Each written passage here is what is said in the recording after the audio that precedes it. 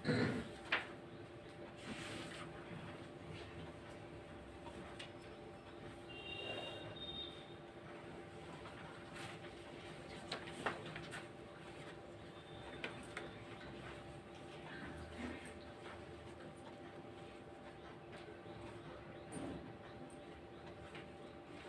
शांति। ओम शांति।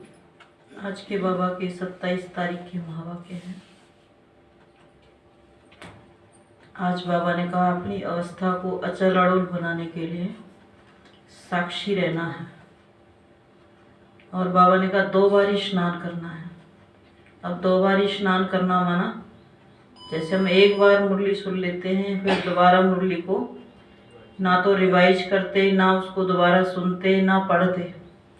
सुनना अलग बात है, पढ़ना अलग बात है। तो बाबा ने कहा उसको 2 बार स्नान करना माना अंदर, जैसे सुबह की मुरली सुनी, सारा दिन याद रही या फिर भूल भी गई तो फिर दोबारा से शाम को फिर सुने फिर पढ़ें तो क्या होगा, याद रहेगा, भूलेगा नहीं। और बाबा ने कहा निडर निर्भय कब बनेंगे, जब बाबा ने कहा साक्षी हो जाएंगे। साक्षी माना ये सब कुछ हो रहा है। अब रोज रोज हम इन चीज़ों के चिंतन में जाएंगे तो बाबा को कब याद करेंगे। तो जो हो रहा है वो ड्रामा के अनुसार होना ही है, उसको कोई रोक नहीं सकता है, टाल नहीं सकता है। तो स्वीकार करना है, स्वीकार करेंगे तो आगे बढ़ेंगे। तो आज के महावाक्य हैं, बाबा ने कहा मीठे बच्चे बाप समान निडर बनो, अपनी अवस्था साक्षी सदा हर्षित रहो। अपनी अवस्था साक्षी रख सदा हर्षित रहो। याद में रहने से ही अंतमति सोगति होगी। याद में रहने से ही अंतमति सोगति होगी।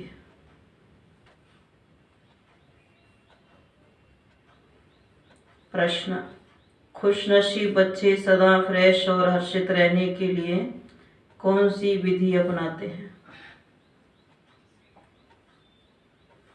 खुशनसीब बच्चे सदा फ्रेश और हर्षित रहने के लिए कौन सी विधि अपनाते हैं।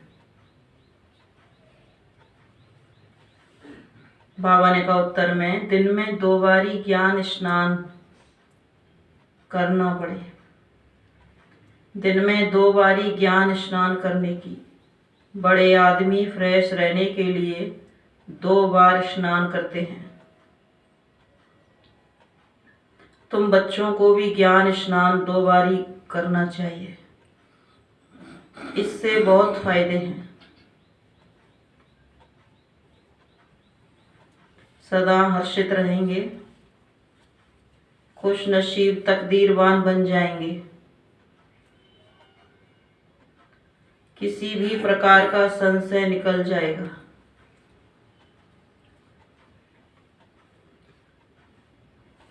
मायावी लोगों के संग से बच जाएंगे।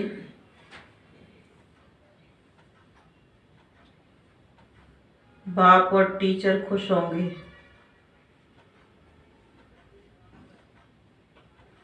गुलगुल फूल बन जाएंगे। अपार खुशी में रहेंगे।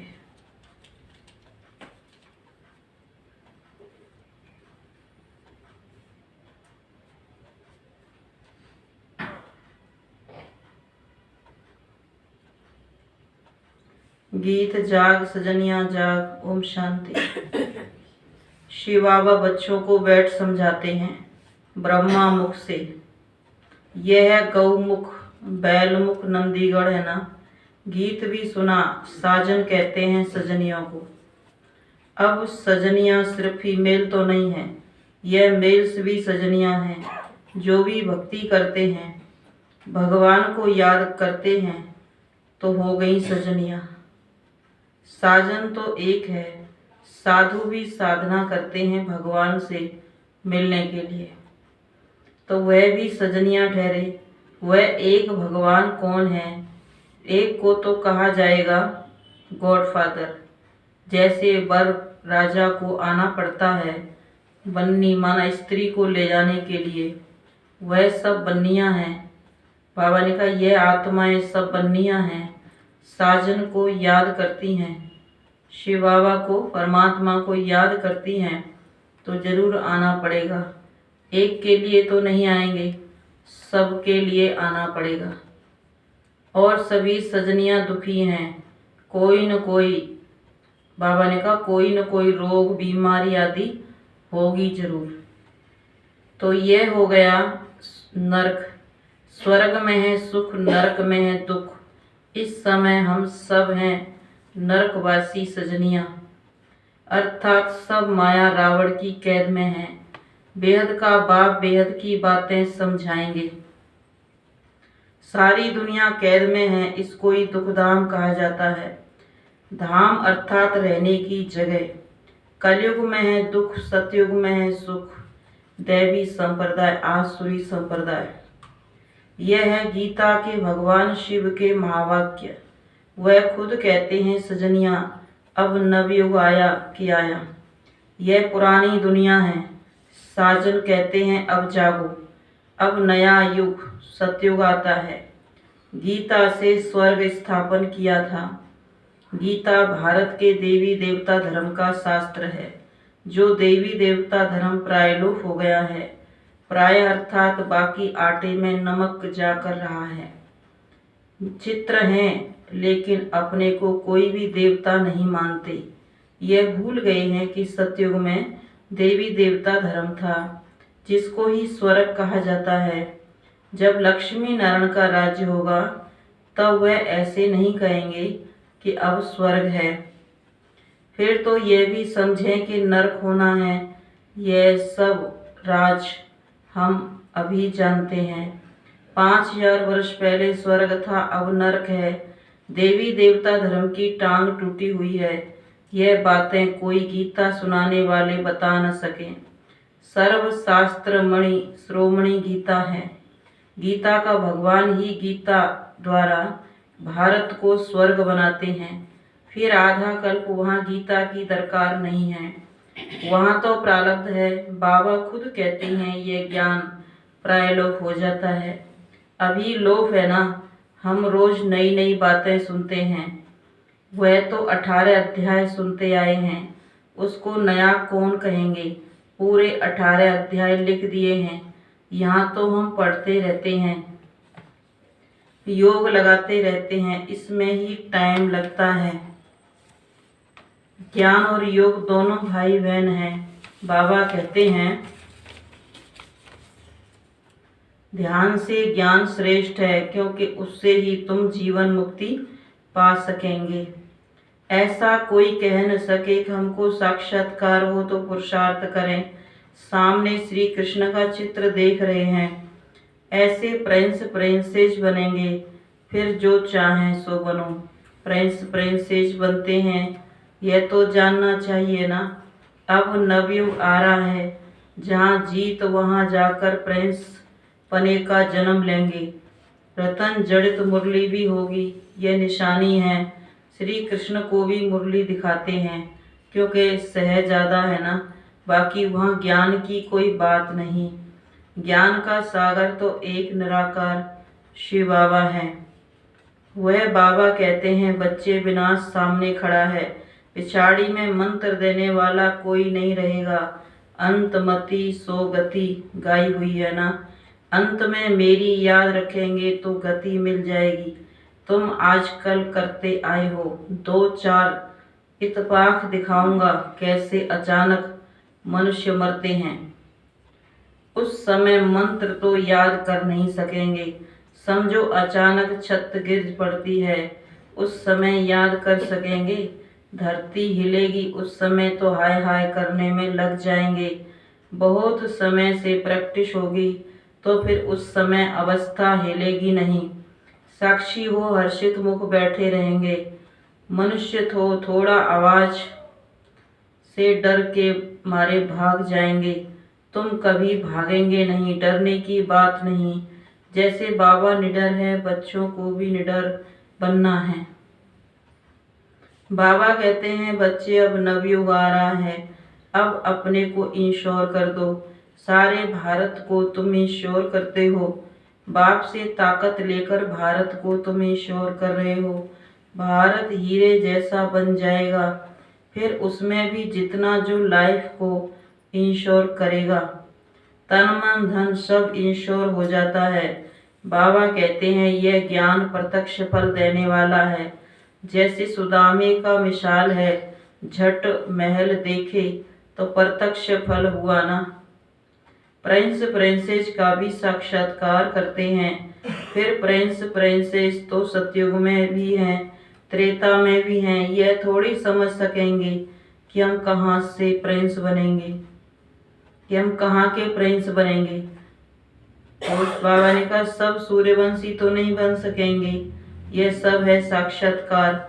बाकी आत्मा कोई निकल कर जाती नहीं है, यह साक्षात्कार की ड्रामा में नूद है। सोल को बुलाते हैं तो ऐसे थोड़ी आत्मा कोई शरीर से निकल जाती है, फिर तो वह शरीर रह न सके। यह साक्षात्कार है, यह सब साक्षात्कार है। बाबा भिन्न भिन्न रूप से साक्षात्कार कराते हैं। नूंद है तब तो सोल आती है। यह ड्रामा का राज समझना है। नई बातें हैं ना, तो क्लास में भी रेगुलर आना पड़े। तुमको मालूम है बहुत अच्छे अच्छे आदमी 2 बारी स्नान करते हैं फ्रेश रहने के लिए। यह भी ज्ञान स्नान 2 बारी करने से फ्रेश होंगे। 2 बारी स्नान ज्ञान स्नान करने से बहुत बहुत फायदा है, नहीं तो मुफ्त में अपनी बादशाही गवा देंगे।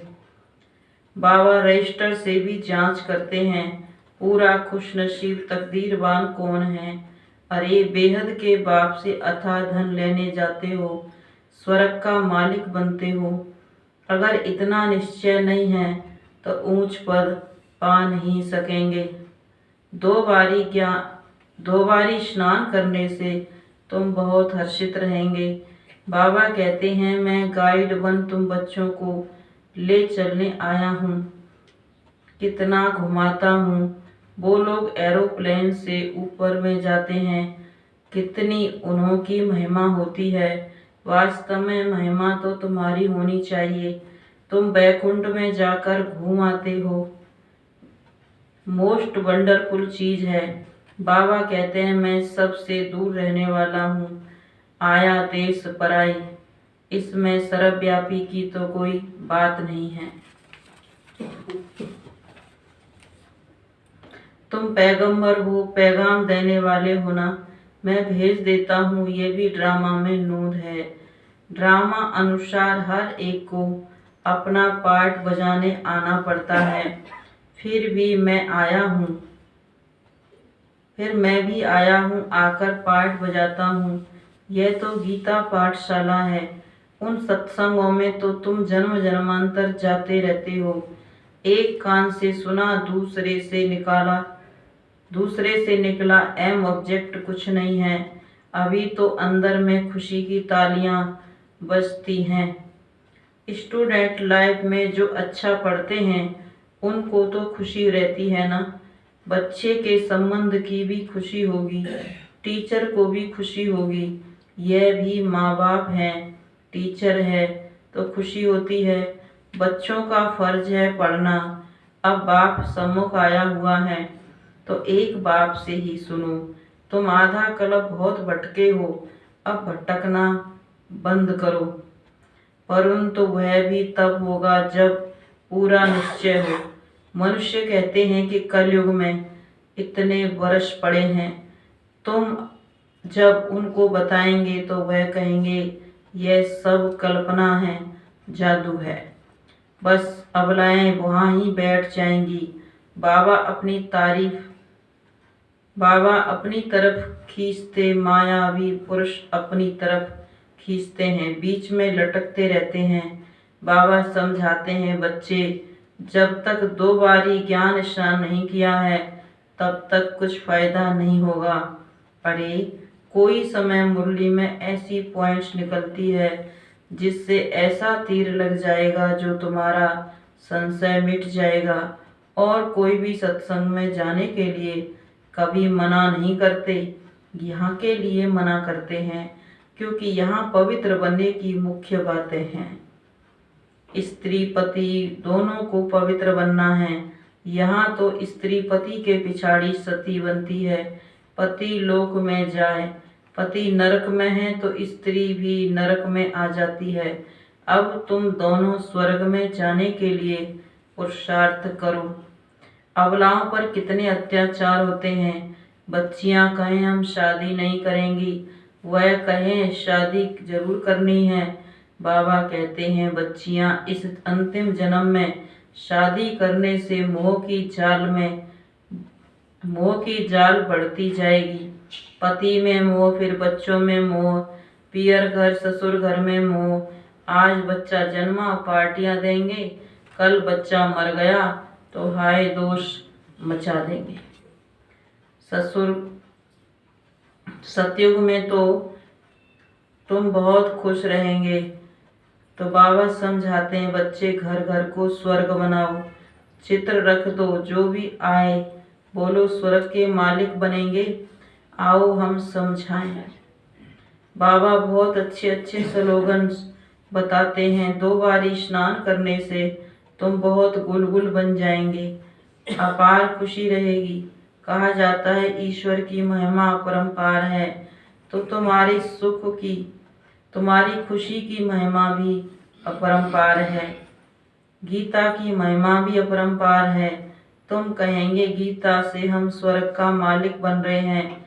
एक परमात्मा के सिवाय कोई ऐसे नहीं कहेंगे कि जाग सजनिया जाग। अब सतयुग आ रहा है, मैं समा तुम्हारी ज्योति जगाने आया हूँ। यह दादा भी अभी पुरुषार्थी है। बाबा तुम्हें नए युग के लिए नई कहानी सुनाते हैं। कितना अच्छा गीत है, यह रास्ता ही नया है। वह लोग कहते हैं शास्त्रों से ही भगवान का रास्ता मिलेगा, फिर कह देते हैं सब ईश्वर हैं, उसकी ही महिमा है। हम तो दुनिया में आए हैं खुशी मनाने। कुछ भी खाओ पियो मौज करो, आत्मा पर लेप छेप नहीं लगता। अपनी गंदी तृष्णाएं पूरी करने के लिए आत्मा को निर्लेप कह देते हैं। ऐसे के संग में कभी नहीं फंसना। बाबा ने कहा ऐसे के संग में कभी फंसना मत। तुम हो हंस। बाबा कहते हैं तुमको बिल्कुल प्योर बनना है। विकार में जाना तो क्रिमिनल असॉल्ट है। भल मेरी बात अभी नहीं मानो, अभी स्वच्छ नहीं बनेंगे, मददगार नहीं बनेंगे। अगर अभी बाबा की बात नहीं मानेंगे तो बाबा ने कहा स्वच्छ नहीं बनेंगे, मददगार नहीं बनेंगे तो धर्मराज द्वारा बहुत सजाएं खानी पड़ेंगी। याद रख लेना भगवान ने नया संसार दिखाया है। तुम नए संसार के मालिक बनने आए हो तो अपनी दिल से पूछो हम सौतेले हैं या मातेले हैं। शिव बाबा है दादा, ब्रह्मा है बाबा, हम हैं पोत्रे पोत्रियां। यह ईश्वरीय कुटुंब है। दादा याद नहीं पड़ेगा तो वर्षा कैसे लेंगे। इसलिए दादे को जरूर याद करना है। बाप के सिवाय दादा कैसे होगा। दादा है, तुम पोत्रे हो, बीच में बाप जरूर है। पुत्रों का हक है दादे पर, इसलिए कहते हैं तुम दादे से प्रॉपर्टी ले ही लेना। खुशी की बात है ना। हम शिव भगवान की गीता से भारत की तकदीर हीरे जैसी बना रहे हैं। एक गीता ही हीरे जैसा बनाती है, बाकी सब कौड़ी तुल्य बना देते हैं। भारत की तकदीर को एकदम लकीर लग गई है। अब फिर बाप भारत की तकदीर जगाते हैं। मनुष्य गीता का छोटा लॉकेट बनाकर भी पहनते हैं, परंतु उसके महत्व को कोई भी जानते नहीं है। यहाँ कायदे भी बड़े कड़े हैं। पवित्र जरूर बनना है। ठगी से मम्मा बाबा नहीं कहना। सच्चा बनेंगे तब ही नशा चढ़ेगा। हाफ कास्ट को नशा नहीं चढ़ेगा। भगवान भारत के पीछे दीवाना बना, हम भारत को फिर हीरे जैसा बनाऊंगा। तो भारत पर आशिक हुआ ना, भारत को फिर से ऊंच बनाते हैं। आशिक माशूक के पिछाड़ी दीवाना होता है ना। तो भारतवासियों के पीछे कितना दीवाना है, कितना दूर से भागते हैं और फिर कितना बड़ा निरहंकारी है। अच्छा मीठे मीठे सिकिलदे बच्चों प्रति माता पिता बाप दादा का याद प्यार गुड मॉर्निंग। रूहानी बाप की रूहानी बच्चों को नमस्ते। हम रूहानी बच्चों की रूहानी माता पिता बाप दादा को गुड मॉर्निंग और नमस्ते नमस्ते। धारणा के लिए मुख्य सार है, बेहद के बाप से अथात ज्ञान धन लेने के लिए 2 बारी ज्ञान स्नान करना है।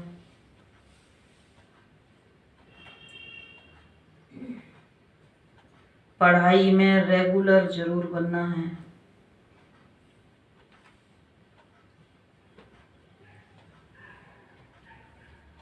दूसरी पॉइंट, फुल कास्ट सच्चा पवित्र ब्राह्मण बनना है।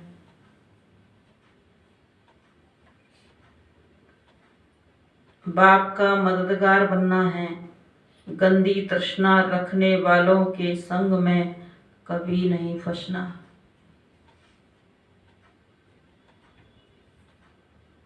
गंदी तृष्णा रखने वालों के संग में कभी नहीं फंसना है।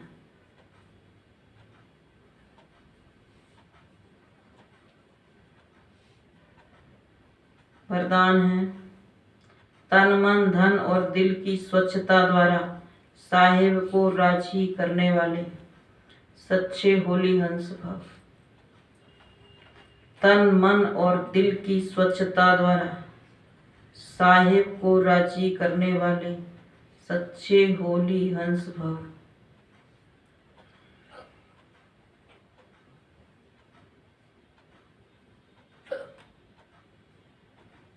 स्वच्छता अर्थात मन वचन कर्म संबंध सब में स्वच्छ पवित्रता। पवित्रता की निशानी सफेद रंग दिखाते हैं। आप होली हंस भी सफेद वस्त्रधारी साफ दिल अर्थात स्वच्छता स्वरूप हो।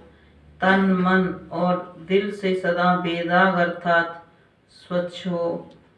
साफ मन व साफ दिल पर साहिब राजी होता है। उनकी सर्व मुरादें अर्थात कामनाएं पूरी होती हैं। हंस की विशेषता स्वच्छता है, इसलिए ब्राह्मण आत्माओं को होली हंस कहा जाता है। स्लोगन, जो इस समय सब कुछ सहन करते हैं वही शहंशाह बनते हैं।